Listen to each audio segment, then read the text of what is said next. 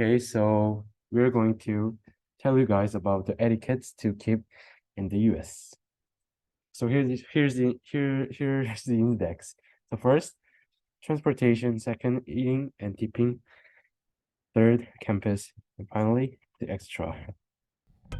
So So I'll tell you guys about the transportation etiquettes.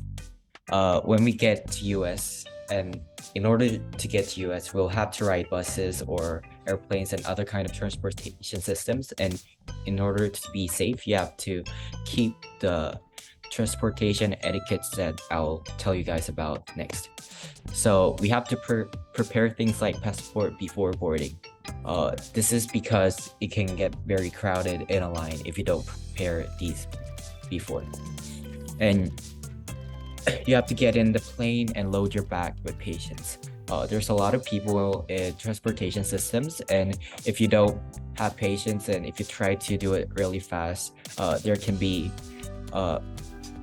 smashing problems or other kind of problems happening inside the transportation systems, and it can be very unsafe. And before reclining your seat, you have to ask for excuse. Since the seats are very small, it can be very discomfortable if you recline your seat. So you have to ask before reclining your seat.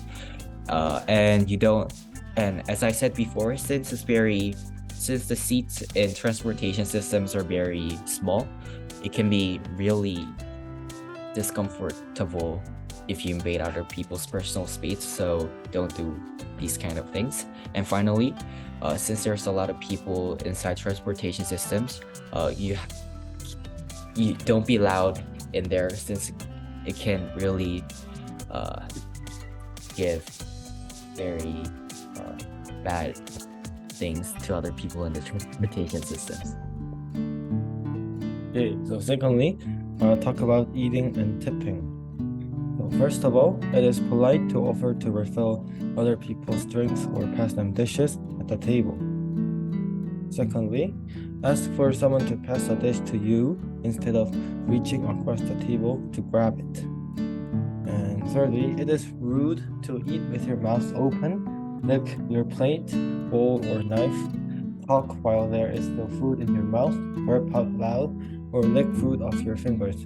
So basically, what's common sense in Korea is most likely common sense in the US as well. And finally, it is common practice to tip 15 to 20% of the cost of the meal. Many waiters rely heavily on tips to make a living, so tipping is very important, and we should all tip when we go to restaurants. okay, the rules of etiquettes in campus. Make an effort to be considerate of others.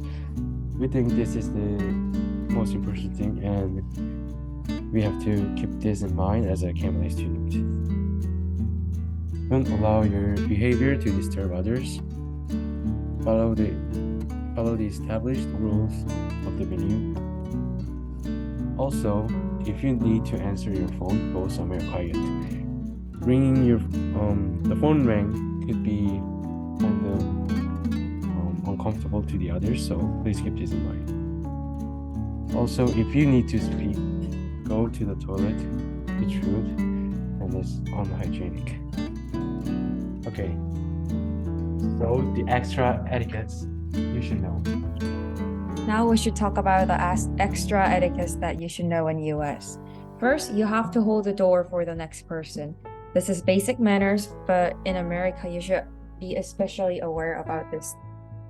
Next, you have to always be aware of your words. It may be misunderstood because it sounds like English when you speak Korean.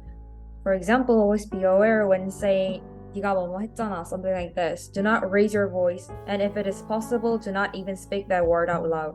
Some people use this word on purpose, but it is considered very, very rude. So never use these words on purpose with mischievous intention. Now I'll talk about the arms in arms in between the same sex. When you cross your arms with your friends, and if that friend is your same sex, you may be considered as a homosexual. And just to be aware, if you don't want to buy any misunderstandings, you should know this. Next, you have to respect personal space in America, because America is a place where they respect individuals very, very much. You have to respect their own personal space. Plus, you always have to be ready to say excuse me or sorry.